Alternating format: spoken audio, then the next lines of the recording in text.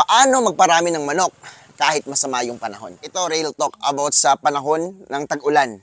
Kapag hindi po masyadong mainit, medyo nadi-delay yung pagde-develop ng eggs sa ovary ng mga manok natin. Dahil nakakatulong po yung init ng araw or yung mga init galing sa ilaw, na para mapabilis yung pag-develop ng egg sa ovary. Kaya nakikita sa mga poultries, meron po silang mga bulb, na artificial. At yun po yung nagsisilbing init para tuloy-tuloy yung pangingitlog ng mga layers nila. Pero may pwede kang gawin para tuloy-tuloy pa rin yung lakas ng pangingitlog ng inyong mga alagang manok. Minsan din kasi yung mga roosters po natin, hindi makakapag-mate, at yung mga babae hindi din makakapag-mate, dahil nga yung mga manok po natin, kapag umuulan or masama yung panahon, andun lang po sa taas. So hindi sila makakapag-mate doon, andun lang po sa taas ng patungan nila.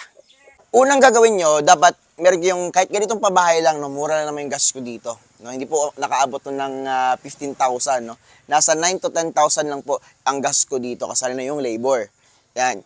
Itong mga manok natin na andito, may mga bumababa, meron din sa taas. Yun yung sinasabi ko sa inyo. Yung iba kasi kapag masama yung panahon or malamig yung panahon, kakain lang sila, tapos balik na naman sa taas, hindi sila makakapag-mate. So, kapag meron ganitong setup kasi, yung iba bababa yan, tumutuka-tuka. Yung mga rooster natin na mga active, andito yan sa baba, and inaabangan nila yung mga babae na pwede nilang i-mate. So, nakakatulong yun para maging patuloy pa rin yung similya at pangingitlog ng ating mga alagang manok. Second na i-advise ko sa inyo ay dapat maganda yung inyong ipapakain sa kanila, Kasi itong mga manok natin, pag tinipid kasi natin sila, titipirin din po tayo sa performance. So dito sa ngayon, pure feeds yung ginagamit namin, Kung gusto niyo ng maganda pa rin, kahit rain or shine, pure feeds. Kung gusto niyo tama-tama lang, kahit rain or shine, may 50-50, may crack corn and may commercial feeds. Yan, Pero kung gusto nyo talaga maximize, doon kayo sa pure feeds. And haluan nyo ng mga vitamins, Sa mga wala pang budget dyan para sa pure feeds, pwede lang naman na crack corn and hammered corn. Pero hindi masyadong maganda yung performance nila. And iba kasi talaga kapag purong-purong feeds, na mayaman sa protina. Yan. Kasi yung ginagamit kong feeds ngayon, branded siya, which is mayaman sa protina. So, ano niya po yung mga guaranteed analysis nila, doon yan sa tag nila, makikita niyo po yung ilang porsyento ng protina yung para sa breeders ninyo. Mas mataas yung protina, mas maganda. Pero wag lang sobra, Kasi kapag sobra, pwede rin malumpo itong ating mga alagang manok. So tama-tama lang. Tapos, magbigay po tayo ng calcium dito sa ating mga alagang manok, Napaka-importante po na magbigay tayo ng calcium. And syempre, probiotics. So, bakit nga ba kailangan natin ng calcium at saka probiotics? Itong mga manok natin, kailangan nila ng calcium, Kasi kapag mataas yung protina ng feeds natin, is hindi sila malulumpo dahil merong calcium, for the bones ng ating mga alagang manok. At syempre, yung shell ng kanilang itlog na napuproduce is made of 96 to 98% of calcium carbonate. So, kailangan nila ng calcium para makapag-produce ng mga magagandang itlog, matigas yung shell. And probiotics, bakit nga ba kailangan natin ng probiotics kung umuulan? Kapag umuulan po kasi, itong mga manok po natin ay, yan sila, hindi masyadong mabilis matunawan. Kasi nga, hindi masyadong mainit yung katawan nila kasi nga malamig. Yan. Kaya, minsan nagkukumpulan sila, nagko-compress para magkaroon ng body heat. Yun po yung nakakatulong para makadigest ng mabuti. Pero kapag may probiotics po, wala po tayong problemahin, rain or shine man. At higit sa lahat, kapag may probiotics po tayo, nami-minimize po natin yung baho ng poops ng ating mga alagang manok. So, hindi magrereklamo yung mga kapitbahay natin. So, dito po talaga, walang langaw, walang amoy, dahil sa tulong ng probiotics. So, saan may makikita yung calcium at saka probiotics? Doon po sa King's Vita Plus.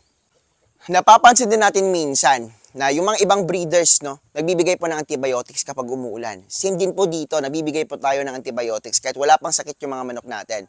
Ano ba yung mangyayari kapag nagkasakit yung manok natin na nangingitlog? Kapag nagkasakit po siya, pwede po siyang ma-stress, Wala siyang ganang kumain. So kapag wala po siyang ganang kumain, mare-reduce po or baka hindi na siya mangitlog dahil nga may sakit pa siya, Stress, walang ganang kumain, may sakit pa. So tatlo yung maapektuhan sa kanya. At kapag humina po yung kanyang immune system, pwede po siyang pasukan ng another type of sakit, na pwede niyang ikamatay. So mas mabuti na unahan natin yung sakit.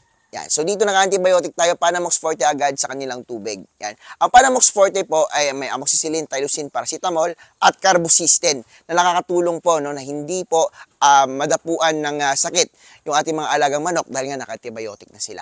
Yan. At ano naman yung mga manok na walang ganang kumain? So pag walang kumain po, yung maitutulong po sa inyo ng new technology ay yung B-complex. Ano ba yung B-complex? No, kahit i-search sa Google, yung B-complex po ay nakakatulong po yan para sa digestion at sa appetite ng ating mga alagang manok. No? So saan ba makukuha yung B-complex? Dito po yun makukuha sa Intenso Premium. Minsan din kapag naka-free range yung manok natin, no, yung mga naglilimlim na manok, no, kapag tumuka po sila sa baba, pwede pong madumihan yung kanilang paa. At saka kapag bumalik sila sa pugad, madudumihan din po yung itlog. Tapos mababasa. Isa yung sa problema na hindi na mapipisa yung itlog natin kasi nga nabasa siya, plus may putik pa, no. So may pores po yung itlog na pwedeng pumasok yung bakterya, kaya minsan no napapansin natin pumuputok po yung itlog dahil nga yung similya namatay na po and naging toxic na dahil patay na yung buhay na similya doon sa loob. Yan. So yun po yung mangyayari kapag umuulan. Kaya dito sa manukan namin no nag-incubate po kami. Yan, no, incubator po yung gamit namin, electric incubator para malinis po palagi yung itlog. Halimbawa naman wala ka pang budget for incubator, no. Yung mga naglilimlim mo pong manok is dapat i-segregate mo na hindi sila makalabas no kapag umuulan. Yan, or hindi maputik yung kanilang free range. Yan. Pero hindi kasi kapag umuulan po kasi no, may chance talaga na magiging maputik yung free range ninyo. So dapat talaga kapag umuulan no, may parang taguan no, na hindi sila makakalabas tuwing umuulan. So doon na yung naglilimlim no, para hindi po maputikan yung kanilang itlog. No? So dito kasi sa amin, naka-free range, no? Halimbawa man lang na bumaha dito or pumutik, okay lang dahil every 4 times a day po kami, no? 4 times to 5 times a day kami nangungulekta ng itlog, no? To make sure na malinis yung itlog at wala pong cracks bago i-incubate. Tuwing malakas ang ulan, no, may posibilidad na ma-brown out. Kaya delikado ito sa mga incubators natin.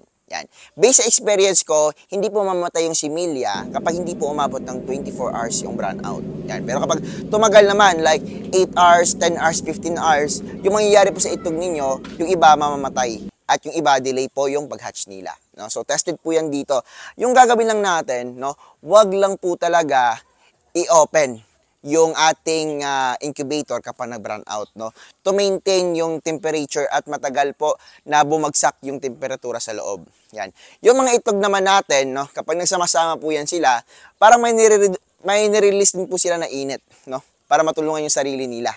Alam nyo ba sa unang panahon, no, yung pag-incubate po ng itlog, no, para maging balot, ay nilalagay lang sa dyaryo tapos kinukumpul-kumpul lang yung mga itlog. Dahil nga nagre-release din po yung itlog ng sarili nilang init, no? Yun po yung technique, no? So wala na tayong gagawin basta hindi lang makaabot ng 24 hours yung brownout. Kapag umuulan din, ang ating temperature is napapansin natin medyo bumababa, no?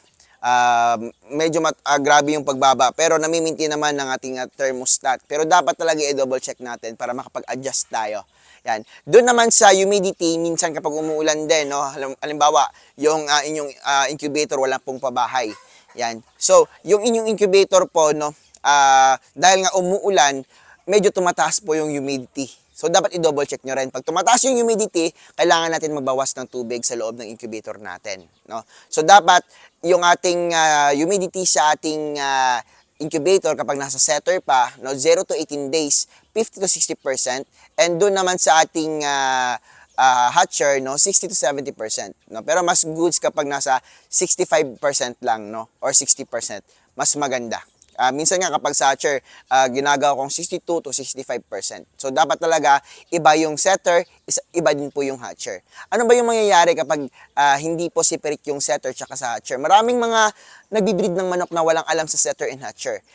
Yung setter po kasi, no, malinis po yung mga itlog doon. And doon po nagsistay yung 0 to 18 days. Hindi po yan kailangan na linisan talaga dahil nga malinis na yung itlog dyan sa setter. Yung hatcher naman, doon na napipisa yung mga itlog natin or mga magiging sisiw natin, malansa, medyo mabaho, kailangan linisan, And dapat din po na ano natin 'yan, no? Linisan palagi, no? Kasi nga mabalahibo ang malansa, no? At maingay po at hindi na po 'yan nagtitilt. Ang hinahawakan ko po ngayon ay isang Shamo Chicks, no? Giant Shamo. At ito naman yung hinahawakan ko ngayon ay isang Rhode Island Red, no? So magkasing edad po to sila. Iba po yung forma, pero iba din po yung presyo. Itong presyo na ito is nasa 3,000 pesos yung isang sisiw, no? 1 month old. Itong isa naman is 100 pesos. No? So nakadepende kasi yan. Ito for collection, ito naman for meat and egg production. Yan. Ito, grabe yung buyer, ito tama lang kasi nga for collection lang siya. Yan. So, ano po yung ginagawa ko kapag masama yung panahon dito sa mga sisiw natin? Ang mga sisiw natin na napaka-sensitive kapag hindi po sila nainitan. So, nagkukumpulan din po sila, nagko-compress para magkaroon ng body heat. No? So, alam nila. Kaso nga lang kapag sobrang dami ng sisiw, yung iba maaapakan. No? Kaya nag-stampede sila dahil madilim, walang ilaw at kailangan nila ng init. No? So, may mga mortality kapag nagba-brown out minsan. So, dapat yung gawin natin, may rice hull po. No? Kasi kapag may rice hull, nakakatulong po yun para maganda yung beddings at hindi po madaling maapakan yung ating mga sisiw ng iba nilang kasamahan dahil medyo soft yung ating rice hull. At nakakatulong po yun para makadagdag ng init at ma-maintain yung init sa loob ng ating brooder. No? Syempre, kailangan natin ng vitamins para mas active po sila kahit wala, active po sila kahit walang masyadong mainit. No? So, electrolytes po, no? At multivitamins. At higit sa lahat, para tuloy-tuloy pa rin yung paglaki nila, dapat may CGF po yung ating binibigay na vitamins sa ating mga alagang sisiyo. Yan, may Chlorella growth factor. Ito po yung nasa mga cherry fur, no? Yan, CGF po dahil nakakatulong po to para mabilis pong lumaki at tumangkad yung ating mga alagang manok. Pag mabilis pong lumaki, mas matangkad, no? Dagdag sa timbangan. Kaya panalo yung mga nagmi-meat production. At syempre dito din sa Shamo, no? Kailangan natin na may Chlorella growth factor, no? Itong buhok ko, yan. Chlorella growth factor para mas matangkad yung ating alagang manok, no? Kapag mas matangkad, nako, mas maraming maakit na buyer.